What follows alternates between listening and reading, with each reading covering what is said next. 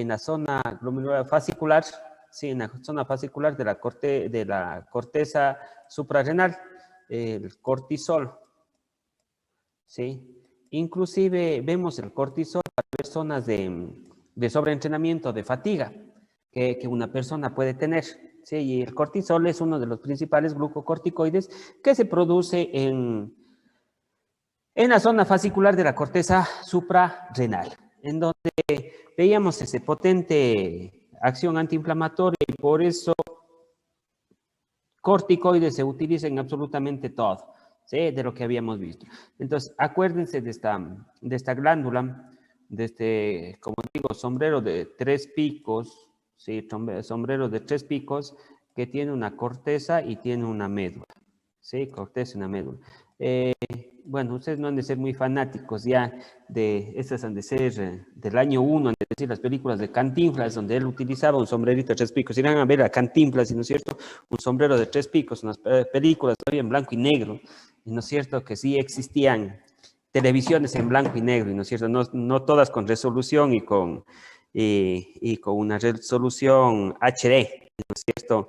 4K creo que va ahorita, ¿no? 4K, HD, ¿no es cierto? Todo ese tipo de resoluciones. Había televisiones en blanco y negro, ¿no es cierto? En blanco y negro, que básicamente ahorita ya quedan como museo, ¿no?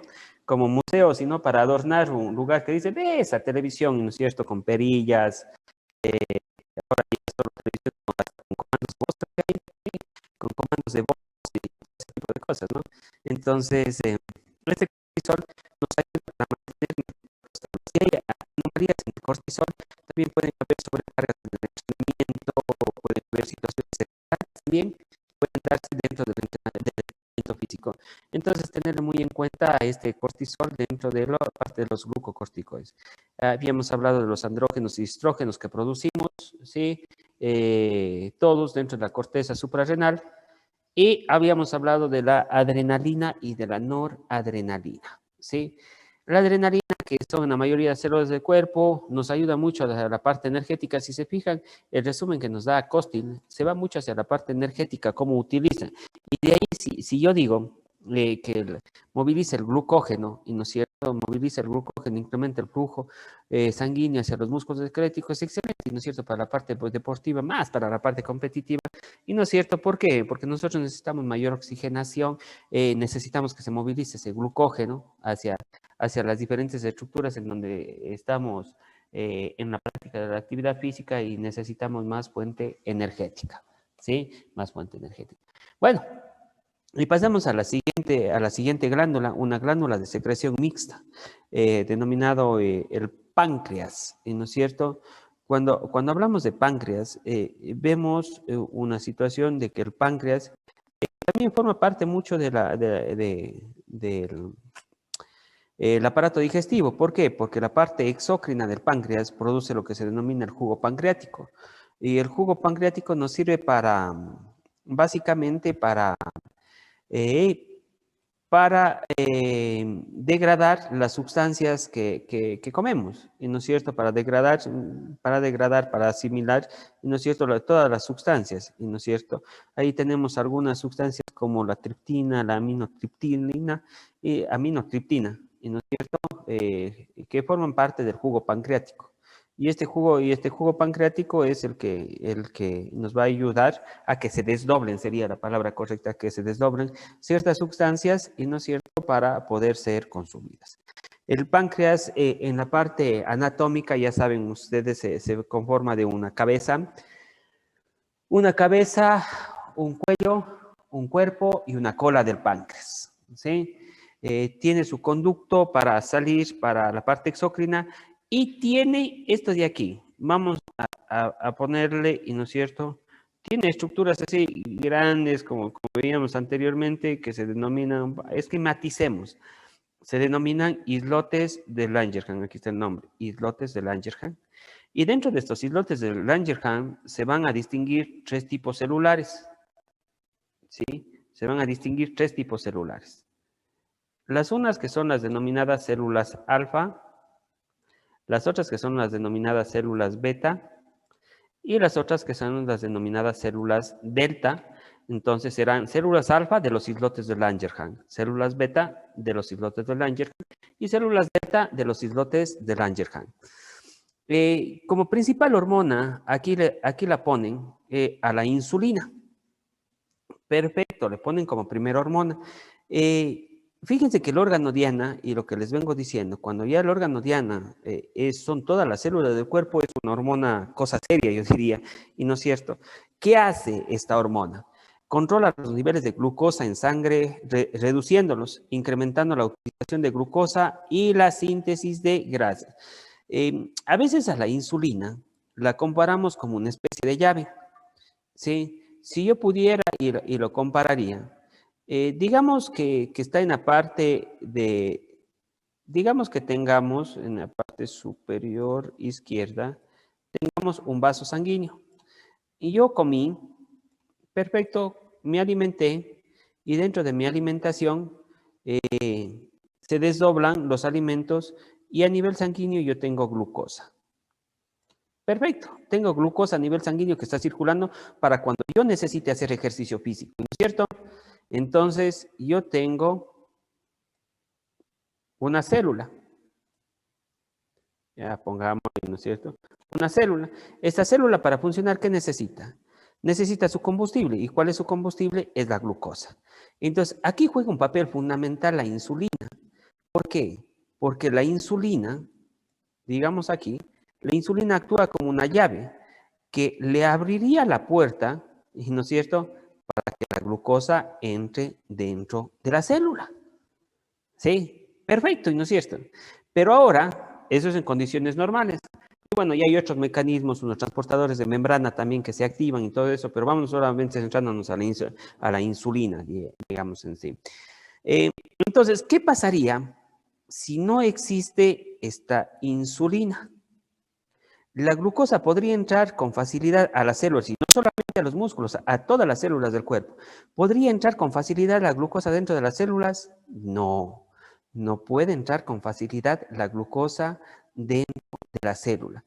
Entonces, ¿qué habrá? Habrá mucha glucosa a nivel sanguíneo. ¿Sí? Muchísima glucosa a nivel sanguíneo. Y ahí está esta enfermedad que se denomina, con alta prevalencia actualmente, que se denomina diabetes mellitus. ¿Sí? Diabetes mellitus. Que pueden haber diferentes formas de diabetes mellitus. Sí, la diabetes mellitus tipo 1, por lo general, esa es genética y comienza desde la infancia, en donde no hay nada de insulina. ¿Cuál es el tratamiento? Inyectarse insulina. Sí, desde niñitos. Sí, esto por lo general, esta es de aparición temprana. Sí, esta es de aparición temprana, la diabetes mellitus tipo 1. ¿Sí? Entonces, desde niños ellos saben controlarse su azúcar y todo ese tipo de cosas. ¿Por qué? Porque si esta célula no tiene azúcar, ¿qué dirá? Mandará las señales al sistema nervioso, necesito comer porque no tengo combustible. ¿Sí? Entonces, fíjese, no puede funcionar bien la célula. No puede funcionar bien la célula. ¿Por qué? Porque le falta glucosa. Sí, pero la glucosa está todito acumulado en el vaso sanguíneo, digamos en sí, sin poder ingresar, solamente por esa insulina. Diabetes mellitus tipo 1. La diabetes mellitus tipo 2, esa está aumentando de prevalencia. Dentro de los factores por los que se puede desarrollar diabetes mellitus tipo 2, bueno, predisposición genética 1, pero sobrepeso, ¿sí? Sobrepeso y obesidad. Hablamos de aumento de las lipoproteínas, aumento de colesterol, de triglicéridos, la inactividad física, ¿sí? La inactividad física son valores, son condiciones por las que una persona puede desarrollar diabetes mellitus tipo 2. Por eso se habla de que inclusive va a ser una pandemia por la falta de actividad física que se va desarrollando, y no es cierto, e inclusive mucho se habla luego de esta pandemia, qué tipo de enfermedades vendrán, metabólicas, van a venir bastantes enfermedades tipo metabólicas, y una de estas, sí, por la inactividad. Supongan, si ustedes mismos, la gran mayoría creo que no ha de salir mucho, la gran mayoría, otros por necesidades saldrán, trabajarán y estarán más activos, pero otras personas no van a estar activas. y esa inactividad física va a hacer que su metabolismo vaya cambiando. Y eso no se verá a 1 año, a 2 años, sino cierto, puede verse a 3, 5 años. Veremos las complicaciones que puede haber dejado y desarrollado esta pandemia en muchas poblaciones. Los niños de las escuelas, ¿no es cierto? O sea, fuera buenazo cuando vuelvan a las escuelas tomarles el peso. A ver cuántos están pesando. Ustedes mismos, a ver cuántos están pesando. A ver a cuántos se les ha criado los gorditos, como se sabe decir. A ver cuántos están con más gorditos y cuántos están con menos gorditos, ¿no es cierto? Todo depende de la actividad. O sea, aquí mismo en la carrera ustedes, ¿cuántas horas pasaban activos? Siquiera unas 3, 4 horas pasaban desarrollando algún tipo de actividad. Ahora mucho por vía Zoom, no me van a decir que hacen lo mismo que hacían acá. O sea, eso ya no me podrían decir. Va a ser totalmente diferente. Entonces, uno de ellos, algunos cuadros metabólicos se van a venir con el tiempo en algunas personas o descompensaciones. Bueno, entonces, esta diabetes mellitus tipo 2 está ocasionado por esos factores, ¿sí? Por esos factores está siendo ocasionado. Bueno, hay otros tipos de diabetes mellitus también, ¿no es cierto? Como en la parte del hipotiroidismo, hay la diabetes mellitus gestacional, ¿sí? Hay diabetes mellitus inclusive por autoinmune, por estrés, ¿sí? Que se refieren a algunos otros tipos de diabetes mellitus. Pero la que más se desarrolla, digamos en sí, hablamos de la diabetes mellitus tipo 2, ¿sí? La diabetes mellitus tipo 2, que es la que mayor prevalencia, digamos en sí, se tiene y de acuerdo a eso. Bueno, ¿qué más? A ver, Joana, perdón, está levantada la mano. Profe, yo quiero preguntarle algo. ¿Qué pasa cuando el cuerpo crea resistencia a la insulina? Según Ya, lo que yo había leído, también la obesidad se puede producir por esto. No sé si es que es lo claro, correcto. por supuesto. La obesidad, inclusive la resistencia a la insulina, a veces las personas no son muy obesas, sino es por la forma de alimentarse. Imagínense una persona que consuma, y eso se va hacia la parte de cosas azucaradas. Imagínense que consuma tanta azúcar, ¿sí? Que la insulina ya no sea suficiente para que ingrese la glucosa dentro de las células. Entonces, la glucosa, al no poder ingresar, al no tener la suficiente cantidad, perdón, de insulina, ya va creando una resistencia a la insulina. No necesariamente está relacionado con el sobrepeso y la obesidad, pero yo he visto muchos jóvenes inclusive que están yendo a hacer ejercicio, que se encuentran con problemas metabólicos y que tienen resistencia a la insulina y son delgados. No tienen sobrepeso, obesidad, pero si nos ponemos a conversar con ellos consumen mucho tipo de bebidas de tipo azucaradas y de fácil preparación, ¿sí? Entonces cogen todo lo que sea azúcar y, ¿no es cierto?, bombardean de azúcar, todo ese tipo de gusanitos que vienen con azúcar, bebidas azucaradas en gran cantidad. El Gatorade, sí, es una bebida azucarada, sí, claro que es media en azúcar, pero si no practica ejercicio físico, ¿dónde saques azúcar? Entonces, un puntal fundamental para esa resistencia a la insulina es la actividad física. Entonces, son personas inactivas, sí con sobrepeso, que puede llevar a la obesidad, por supuesto, pero es un factor, no un factor determinante que sea una persona obesa para que tenga resistencia a la insulina. Entonces, comió tanto azúcar, ¿no es cierto?, que como decir que la insulina se sobrecargó. El siguiente paso, ¿cuál es? El siguiente paso ya es problemas de resistencia a la insulina y luego hay un problema, podría desencadenarse en un problema inclusive de diabetes mellitus, ¿sí? Entonces, fíjense cómo actúa el cuerpo. De acuerdo por eso, esos adagios antiguos, de acuerdo a lo que comes, a lo que realizas, eso eres y así se comporta tu cuerpo. ¿Sí? Entonces, ahí hay que tener bastante precaución en esta situación y en lo que se denomina la parte de resistencia a la insulina. Es un pasito, yo diría, es un pasito para tener lo que se denomina la diabetes mellitus, ¿sí? La diabetes mellitus. Bueno, entonces, páncreas, primero unas células beta de los islotes de Langerhans, insulina. Y hay que darle la importancia que hay que darle a la insulina. Inclusive hay un Día Internacional de la Lucha contra la Diabetes mellitus. Yo siempre me acuerdo porque hacíamos eventos especiales, porque hay organizaciones internacionales que apoyan a esa lucha contra la diabetes mellitus y promover los factores preventivos para la diabetes mellitus. Dentro de unos, la parte de alimentación, la parte de actividad física, que son factores protectores contra la diabetes mellitus. Sí, factores protectores. El 14 de noviembre. El 14 de noviembre es un día a nivel internacional en donde se celebra el Día Mundial de la Lucha contra la Diabetes Mellitus. ¿Sí? 14 de noviembre es muy festejado.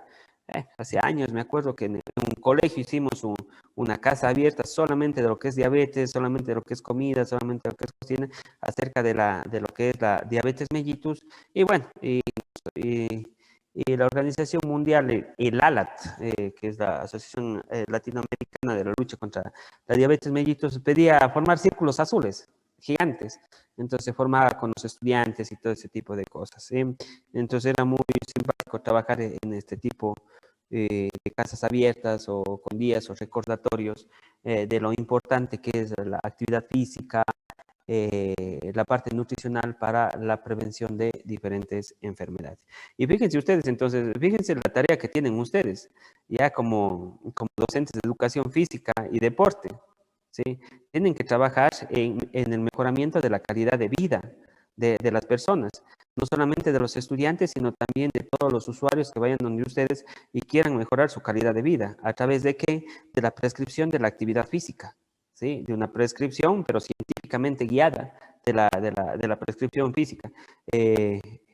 Como les he decir, no, educación física no es solamente botar al aire y decir jueguen muchachos, no es solamente eso, es un conocimiento vasto científico sobre el cuerpo humano, sobre la parte fisiológica y los diferentes entornos que conlleva cada uno de ellos. Bueno, la segunda hormona, estamos hablando que se produce en las células alfa de los islotes de Langerhans, que es el glucagón. Otra con un órgano objetivo a todas las células del cuerpo. Entonces, digamos en sí, incrementa la glucosa en sangre. Este tiene que ver, si no estamos con glucosa, entra el glucagón. Y este glucagón trata de sacar o convertir glucosa de cualquier otra sustancia. Entonces, aquí va mucho este proceso que se denomina gluconeogénesis. Gluconeogénesis. O sea, estimula la descomposición de las proteínas, de las grasas para que se transformen en glucosa. ¿Sí? Entonces, tiene que ver muchísimo. Si no hay glucosa y no es cierto, incrementar los glucos. Si están bajos los niveles de glucosa a nivel sanguíneo, entra en acción lo que se denomina el glucagón. Y este glucagón estimula que las proteínas, que las grasas, que el lactato, que cualquiera tenga un proceso denominado gluconeogénesis para que se transformen en ¿qué? En glucosa. ¿Sí? Se transformen en glucosa. Y entonces sacamos glucosa de donde sea. Y la última hormona, que es la somatostatina. La somatostatina se produce en las células delta de los islotes de Langerhans. Fíjense que el órgano objetivo son los propios islotes de Langerhans y el tracto intestinal. ¿Qué haciendo? Deprime la acción de la insulina y del glucagón. O sea que si se está produciendo mucha insulina y se está produciendo mucho glucagón, la somatostatina lo deprime. ¿Sí? Lo deprime. Perdón, me escribió un compañero de ustedes. Listo. Eso. Entonces, eso es parte fundamental cuando hablamos de la función pancreática. Fíjense, ya solamente hablar de insulina, digamos en sí, cosa mayor. Sí, cosa mayor hablar de insulina y todo el entorno que se viene alrededor de la insulina. Y bueno, y enfermedades también para poder ejemplarizar la función que cumple cada uno de estos. Nos vamos a las siguientes glándulas. Estas también son glándulas de secreción mixta. Cuando hablamos de glándulas de secreción mixta, estamos hablando de la función de las gónadas. Y cuando hablamos de las gónadas, tenemos que ver y diferenciar lo que son testículos de lo que son ovarios. La función endocrina de los testículos es la producción de la hormona de la testosterona. El órgano objetivo son los órganos sexuales y los músculos. Yo no dijera que solamente los músculos, sino la mayor parte de células, porque si no, ¿cómo crece la barba? ¿No es cierto? Por estimulación. ¿Cómo crece el cartílago tiroideo, que nos hace cambiar la voz? ¿Sí? Entonces son diferentes estructuras en nuestro cuerpo, lo cual facilita el desarrollo de las características sexuales masculinas, incluyendo el crecimiento de testículos, pene, escroto, pelo facial, cambio de voz, facilita el crecimiento muscular. Bueno, y esto ya hemos hablado, ¿no es cierto?, algo de facilitamiento del crecimiento muscular, ¿no es cierto? Por eso, digamos, en muchos lugares donde generan hipertrofia muscular o donde quieren aumentar la hipertrofia muscular o generar mayor hipertrofia muscular, o, o la rapidez en la que se genere la hipertrofia muscular, siempre van a estar desarrollando y van a estar trabajando con esta hormona que sería la testosterona. La producción de la testosterona, pero siempre acuérdense que está regida por ¿quién? Por esta hormona, que es la hormona luteinizante, que se produce también en la adenohipófisis, en una hipófisis anterior, en el lóbulo anterior de la hipófisis, donde se produce, y esta es la que estimula la producción en los testículos, que se estimule la producción de testosterona a través de la retroalimentación. ¿Sí? Algunas cosas, entonces, fíjense, ¿qué les parece si una físico-culturista mujer, aquí en este grupo más mujeres tengo, una físico-culturista mujer, consumirá o no consumirá testosterona para dentro del gimnasio? ¿Qué dicen ustedes? ¿Consume o no consume? De las que son de competencia y todo ese tipo de cosas, ¿no es cierto? Sí, no hay músculo, nada, ¿no es cierto? Sí, de los que son de competencia, consumen, por supuesto que consumen. Entonces, sí hay como ver cambios, y no es cierto, eh, yo siempre sé decir, una mujer que está consumiendo testosterona, ¿no es cierto? Ya comienza con un poquito de vello facial, comienza como que a salirle un bigote, digamos en sí, ¿sí? O la voz se le vuelve más fuerte, ¿sí? O la voz se le vuelve más fuerte. Son síntomas, no son síntomas para decir 100% está, pero son síntomas presuntivos del consumo de este tipo de sustancia, de la testosterona, y sí existe en la parte competitiva de fisicoculturismo, que es lo que más se ve. ¿Sí? Entonces, sin hablar de tendencias sexuales, porque ahora mucho hay este cambio sexual también, o de identidad sexual, ¿no es cierto? Que en donde se consumen grandes cantidades de hormonas, ¿no es cierto? Inclusive grandes cirugías que se realizan en este aspecto. Pero un hombre que consuma testosterona, ¿cómo ustedes se imaginan, sí, que se le podría ver? ¿Sí? ¿Cuáles serían los signos, sí, presuntivos frente a un consumo de testosterona? Ustedes van a un gimnasio y ven, tal vez, qué gigante. Pero ¿qué más puede haber? Puede ser el crecimiento muscular, o sea, demasiado acelerado, porque a veces cuando usted va al gimnasio y ve, por ejemplo, que alguien está entrenando, lo ve así normal, total, en un mes ya está, ya ha hecho un toro así, o sea, tal vez es porque se consume testosterona. Claro. Sí, sí, puede ser un signo presuntivo. Siempre tenemos que Crecimiento de hablar barba. presuntivo. ¿Por qué Puede, tenemos que hablar presuntivo? Porque no podemos decir, no, tú estás consumiendo testosterona. No, pues eso ya es acusativo y sí, ya certero, salvo que estemos viéndole, ¿no es cierto? Pero son síntomas presuntivos de acuerdo a la acción que realiza la testosterona. ¿No es cierto? Entonces, crecimiento desmesurado. ¿Qué más me decía Joana? podría ser también los cambios de humor bruscos. Sí, sí, la testosterona también da mayor parte de agresividad. Sí, genera mayor agresividad la testosterona. Sí, pero vamos a los signos más claritos, ¿y no es cierto? Bueno, vello, ¿y no es cierto? Les comienza a crecer la barba, el vello facial, uno. Dos, la voz se vuelve mucho más ronca. Eh, Otra situación que siempre sabe darles, como la testosterona es una hormona esteroidal, es una hormona esteroidal, y al ser una hormona esteroidal es mucha grasa, digamos, comienzan a una nueva pubertad. Sí, y cuando comienzan una nueva pubertad, ya le ven, y no es cierto, así, y le está saliendo espinillas, y no es cierto, tienen espinillas en la espalda, y todo ese tipo de cambios sexuales secundarios que se pueden estar dando en la pubertad. Como está con tanta testosterona, comienza también a evolucionar esos cambios sexuales secundarios. Lupita. Doctor, una pregunta. ¿Puede causar alguna enfermedad o puede dar alguna consecuencia del consumo exceso de este tipo de hormona? Claro, por supuesto. El excesivo consumo, bueno, número uno puede dar un hipogonadismo. ¿Qué es un hipogonadismo? O sea, que los testículos, como ya no están produciendo la misma cantidad, ya está viniendo del exterior, ¿qué pasa? Se hacen mucho más pequeños. Hay una relación lineal entre el cáncer testicular también y el uso prolongado de esteroides, ¿sí? De andrógenos, ¿sí? Hay una relación lineal con problemas cardíacos también, porque tal como crece, verán que el corazón es un músculo cardíaco, entonces hay problemas de hipertrofia cardíaca, sí, hipertrofia cardíaca, que se sale de los valores normales de que cuando vamos a ver ya el corazón crece en un deportista y eso ya llamamos hipertrofia cardíaca del deportista, ¿sí? Pero puede salirse de los valores normales, ¿sí? ¿Por qué? Porque es un músculo, entonces la testosterona está actuando en dónde? En toda la musculatura. Entonces, al ser una musculatura, entonces está creciendo más lo que es la parte del corazón, ¿sí?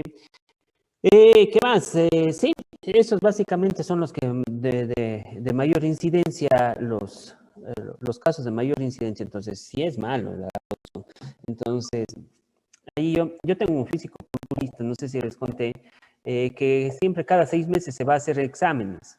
Yo le advertí todos los usos, todas las consecuencias que puede tener el uso de la testosterona.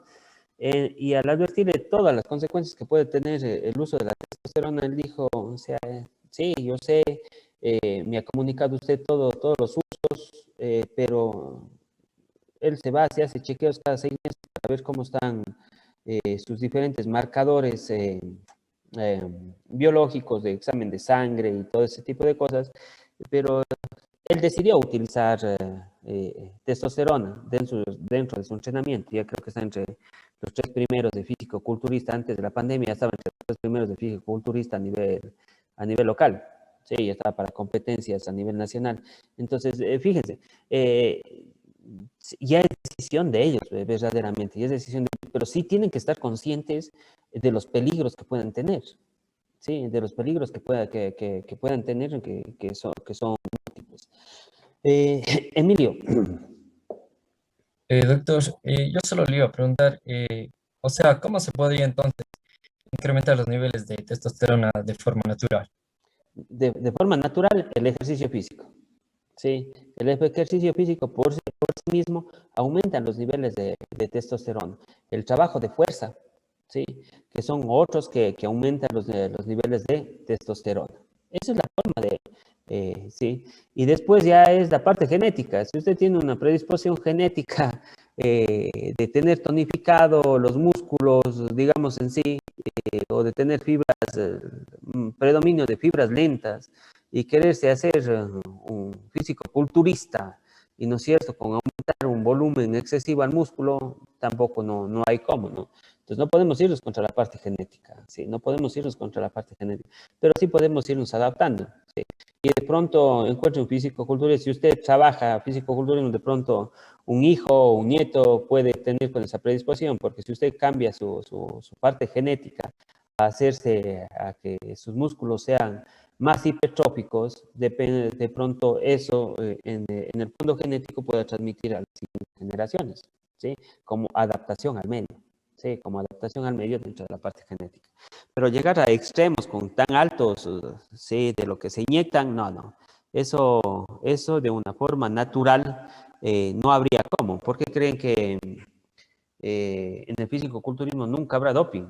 Sí, al menos si es que eh, básicamente, si es que se quiere ver esos gigantescos, ¿no es cierto?, con esa hipertrofia demasiado notorio, digamos así, o demasiado grande, casi sin nada de cantidad de panículo adiposo, solamente músculo, ¿sí?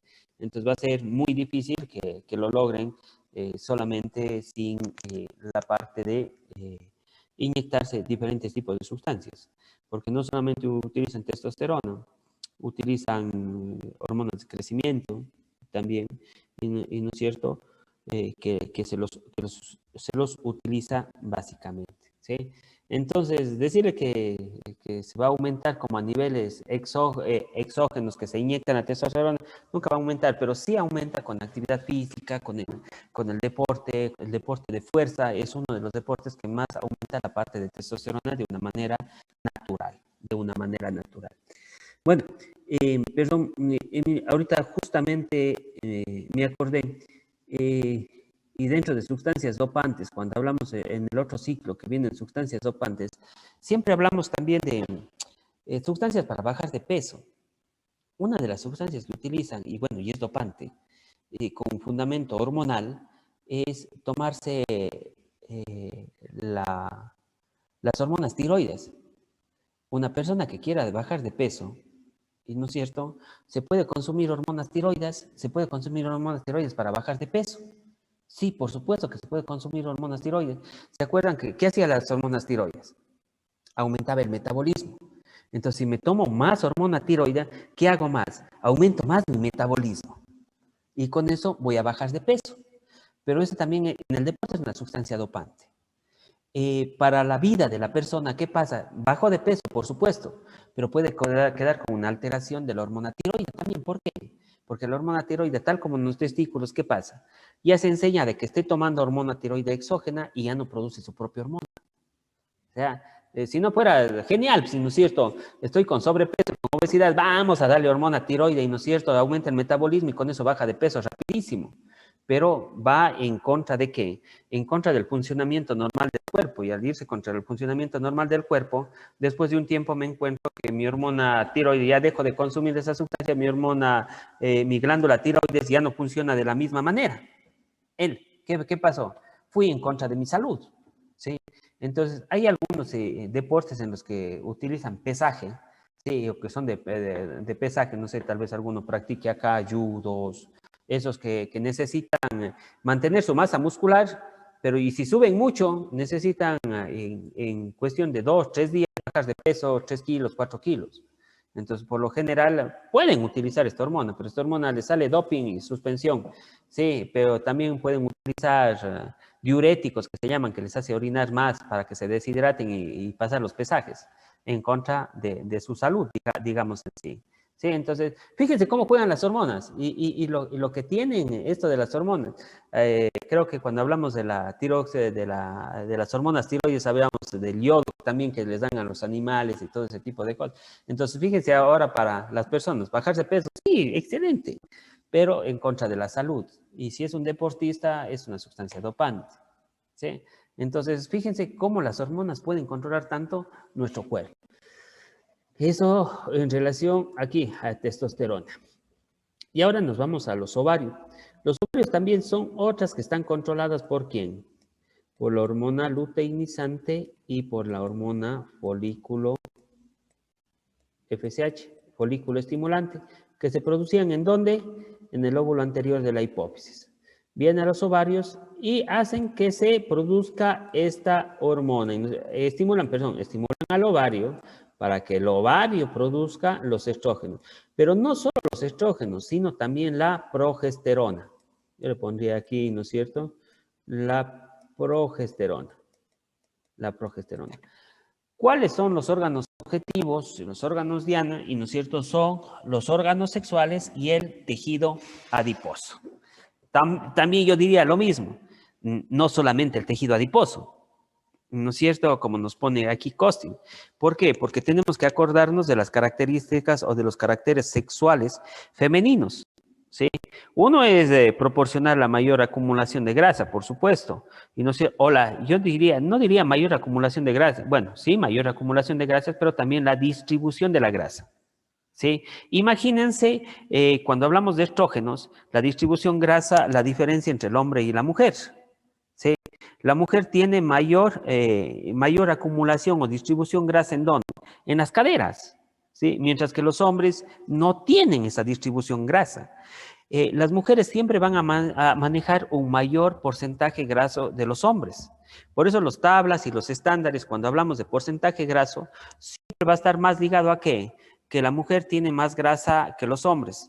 Y eso se da ¿por qué? Por factores hormonales, ¿sí? Y una de las hormonas inmiscuidas en estas son los estrógenos, ¿sí? Los estrógenos. Bueno, también se dan cambios sexuales secundarios, desde la implantación del cabello, la que no tengan barba, la voz más fina, ¿no? Todos esos son cambios sexuales secundarios que están dando, siendo por las hormonas, ¿sí? La cintura escapular más angosta, ¿sí? La cintura escapular más angosta. ¿Qué más? La parte de la piel más suave, y no es cierto, también están dando las hormonas sexuales, y no es cierto, y claro que la piel también va definido a la actividad que se vaya realizando. Entonces, cuando hablemos de porcentaje graso, ¿sí? Nos ayudan a controlar también, fíjense que cuando hay los estrógenos, una mala alimentación, hay problemas también hay problemas de calcio, de absorción de calcio en los huesos, ¿sí? De absorción de calcio en los huesos. Entonces, fíjense que facilita todos estos caracteres, el desarrollo de estos caracteres sexuales secundarios que se dan estas hormonas, tanto estrógenos como progesterona, ¿sí? Y están dados básicamente controlados por la hormona luteinizante y por la hormona folículo estimulante. Y nos vamos al último. Los riñones, por lo general, no son órganos, no son glándulas, no son consideradas como glándulas. Se les considera más desde el punto de vista de filtros, digamos, en sí, de la sangre, por su función fundamental, que es la parte de filtración de la sangre y la producción de orina. Pero dentro de su parénquima, digamos en sí, de su médula, existen algunos tipos de células. Dentro de eso, las células yuxtaglomerulares, que se llaman las células yuxtaglomerulares, y ahí encontramos unas pequeñas células que producen hormonas, ¿sí? La primera hormona y la fundamental que conversamos hasta inclusive en la parte introductoria, nos dijo Costil, es esta de aquí, que es la eritropoyetina. Fundamental esta eritropoyetina, ¿por qué? Porque el órgano diana de la eritropoyetina es la médula ósea. Esta médula ósea nos ayuda mucho a la formación de esto de aquí, que serían los eritrocitos, ¿sí? Nos ayudan a formar lo que se denominan los eritrocitos. ¿Y por qué tanta importancia de que se formen mayor cantidad de eritrocitos? Porque dentro del eritrocito tenemos la hemoglobina, ¿sí? Y dentro de la hemoglobina, ¿para qué nos sirve? Está el hierro, y dentro de la hemoglobina nos sirve para transportar el oxígeno. Si yo puedo transportar mayor oxígeno a mi músculo, ¿qué pasará? Se darán mayor todo proceso oxidativo. Todo proceso oxidativo te va a dar con mejor calidad. Y si hablamos de proceso oxidativo, tendremos materia prima para producir energía. Fíjense. Entonces, por eso es la gran importancia. Adaptación de este chico que se fue al Monte Everest. ¿Y no es cierto? ¿Qué decían? Que la altura estimula la producción de eritropoyetina. Y ahí sí va un poco en relación a la pregunta que me hizo, ¿cómo gano eritropoyetina? Eritropoyetina gano con campamentos en altura. Sí, ¿por qué? Ya vamos a ver más después que cuando más alto estamos, existe menos presión parcial de oxígeno.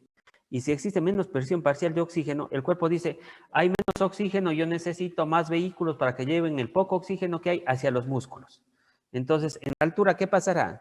Viene en la altura, está produciéndose mayor cantidad de eritropoyetina para que haga esto.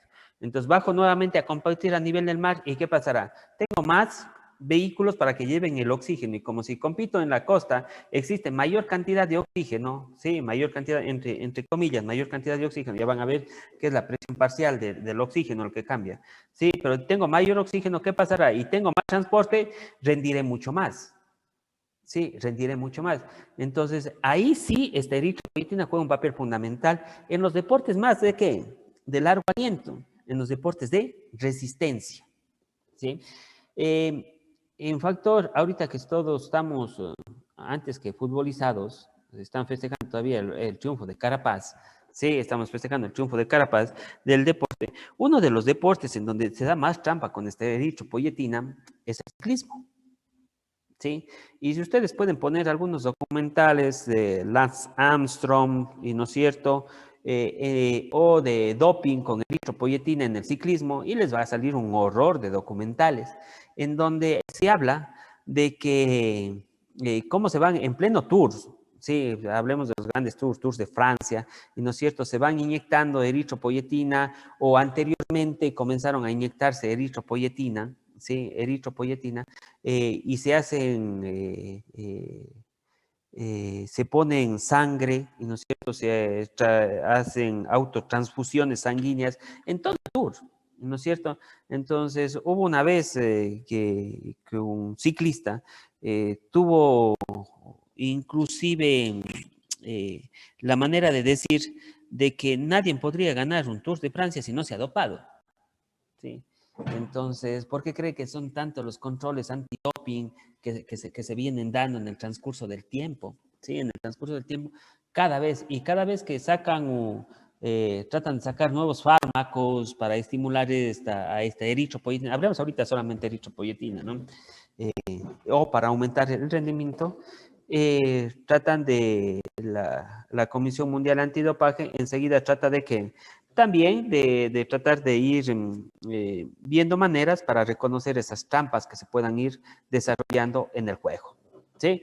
Entonces, fíjense, fundamental esta eritropoyetina. Un poquito cuando hablemos de altura, ya vamos a ver en qué tiempo comienza a producir mayor cantidad de eritropoyetina cuando llegamos en altura, porque algunos suben a hacer ejercicio en altura y dicen, en 15 días ya estoy ya vine trabajando en altura, vienen 4 días, a nivel de mar, voy a hacer un campamento en altura. ¿Cuántos días vienen? Vienen 3 días. Se vinieron a pasear y a tener solamente los síntomas de altura nada más, de mal de altura, pero no a estimular su cuerpo o a trabajar o a hacer un campamento de ejercicio físico en la altura, ¿sí? Por eso muchos los entrenadores tienen que saber esta parte fisiológica para saber cuántos días entreno en altura, qué tiempo antes puedo entrenar en altura, ¿sí? No es que entreno en cualquier momento, ¿sí? ¿Para qué? Para estimular a esta eritropoyetina, ¿sí? Estimular a esta eritropoyetina. Entonces, es muy importante en adaptación al entrenamiento y a la altitud, ¿sí? Fíjense, nosotros nosotros tenemos acá, creo que casi todos estamos por acá, por la ciudad de Cuenca o sus alrededores, y no es cierto, estamos hablando de 2.500 metros sobre el nivel del mar que nos encontramos, entonces más o menos la cantidad de eritrocitos es similar. Mientras tanto que una persona que esté a nivel del mar, siempre la cantidad de eritrocitos va a ser menor, ¿sí? ¿Por qué? Porque, digamos en sí, en el ambiente tiene mayor acceso al oxígeno. Conforme vamos subiendo, tenemos menor acceso al oxígeno, ¿sí? Digamos así, ya después hablamos de las que son las presiones parciales de los gases. Y para terminar, la última, que es considerada una hormona enzima, tiene mucho que ver con la regulación de la tensión arterial y el equilibrio de los líquidos y los electrolitos, ¿sí? Entonces, se denomina como renina, ¿sí? Se denomina como renina la última enzima hormona que tenemos dentro de esta situación, ¿sí? Entonces, ahí hemos dado hemos visto, sí, relativamente los principios básicos de cómo actúan la parte hormonal frente a la actividad física y al deporte, y cuáles son los cambios y cuál es la importancia que tiene cada una de ellas, ¿sí? Bueno, listo. Abramos un segundito. Preguntas. Entonces, Doctor, sí, sí, disculpe, Jonathan. justamente con el último tema que estamos hablando de la eritropoyetina, nosotros por lo general que vivimos en la Tierra, al momento que vamos a, como ejemplo, ejemplo, Salinas, Guayaquil, etcétera, Costa en especial, eh, necesitamos un tiempo de adaptación para tener como esa mayor, ¿qué será? Eh, ¿Cómo le explico?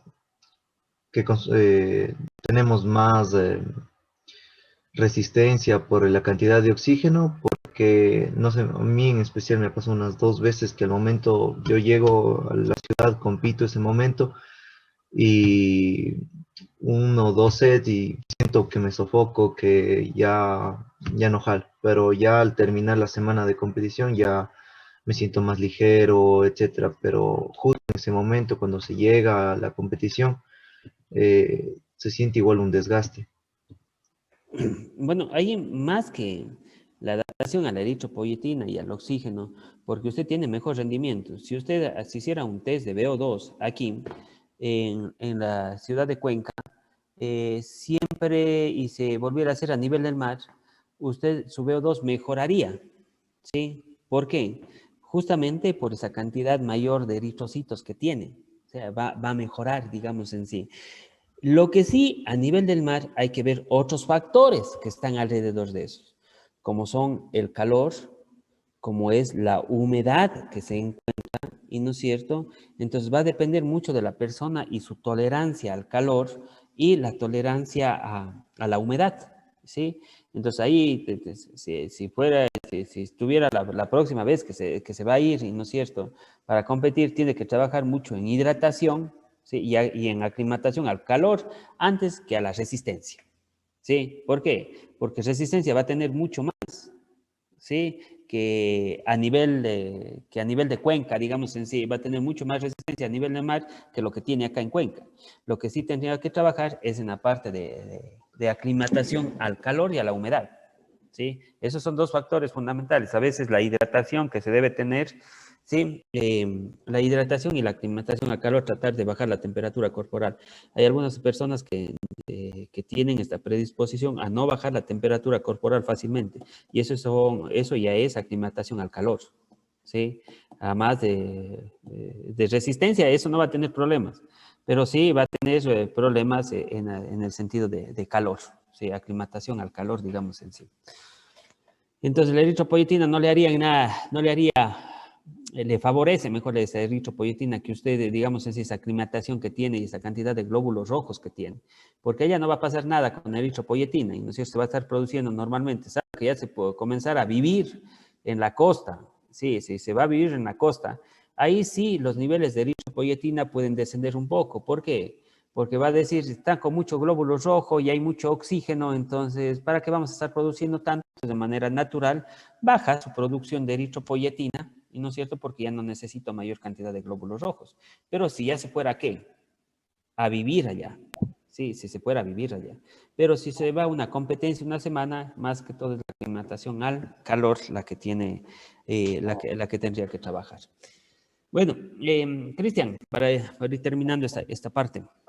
Este, doctor, ¿cuánto sería lo recomendado, ¿no? En torno a la aclimatación del calor, ¿no? Del calor, Sí, para uno aclimatarse, o sea, ir desde la sierra y a la costa, obviamente, sí, a competir. bueno, después lo vamos a ver, pero por lo general hay normas fundamentales dentro de la aclimatación al calor, y se habla siempre de llegar entre 7 y 10 días a la zona a la zona de competencia, entre 7 y 10 días, y trabajar y comenzar a trabajar básicamente hasta un 60, un 70%, sí, de intensidad en diferentes días, para luego ir progresando. Día cuarto, día sexto, llegar al 100% de lo que usted puede rendir, ¿sí? Dentro de la aclimatación al calor, ¿sí? Eso, hay muchas estrategias que se utilizan. Bueno, esperemos llegar a eso de aclimatación al calor, pero hay bastantes problemas de aclimatación al calor y hay bastantes discusiones. Inclusive en el Mundial de Atletismo si no estoy mal, de Doha, hace 2 años, hubo muchos problemas con golpes de calor y muchos problemas que se retiraron de la competencia por problemas de calor. y ya se hablaba de los próximos Juegos Olímpicos que ahora se van a dar en Tokio, que va a haber, que es justo en zona de en zona de verano. En zona de verano va a haber mucho calor y mucha humedad, entonces estaban viendo diferentes estrategias para la parte de aclimatación al calor, como irse a lugares que tengan el mismo clima, ¿sí? Que tengan el mismo clima, o siquiera llegar de 10 a 15 días antes de las competencias, ¿sí? Entonces, se está hablando de diferentes estrategias de calor, e inclusive algunas han fallado, ¿sí? Algunas han fallado dentro de esas estrategias. Unos dicen, ya estamos aclimatados al calor total, han llegado y justo ese día el calor, la humedad, porque hay que diferenciar, una cosa es calor, sí, seco, y otra cosa es calor húmedo. Son dos cosas diferentes. Entonces esperemos ver eso un poquito después, lo que es calor seco, lo que es calor húmedo, y de acuerdo a eso, irle enfocando esta parte. Pero aproximadamente de 10 a 14 días se habla de la aclimatación, más que todo al calor. No es que vamos a tener problemas con la resistencia, ¿sí? Pero el calor sí va a disminuir el rendimiento físico, ¿sí? Sí va a disminuir lo que es el rendimiento físico en sí. Bueno, entonces, es un poquito para terminar con lo que son las hormonas. Nos metimos también a hablar un poco de calor, digamos en sí, de calor. Terminamos con esto, esta unidad. De aquí vendrá lo que es la unidad de la parte de la... Vamos a ver respuestas cardiorrespiratorias a la actividad física.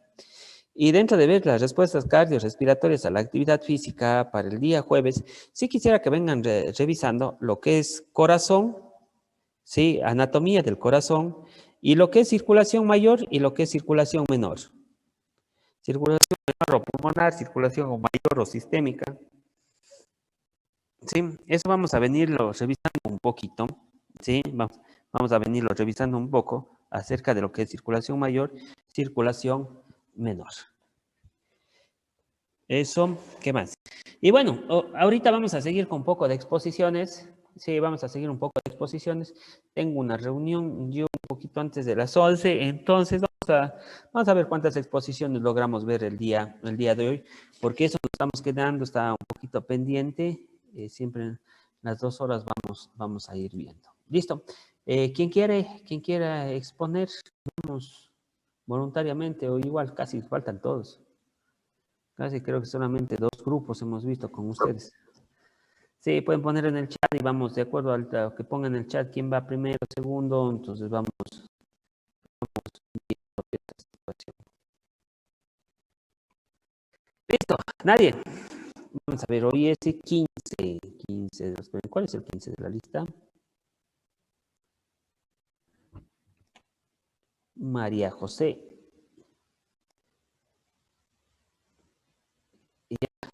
Comenzamos con María José Guamán y luego vamos con señor Pincay. ¿Listo?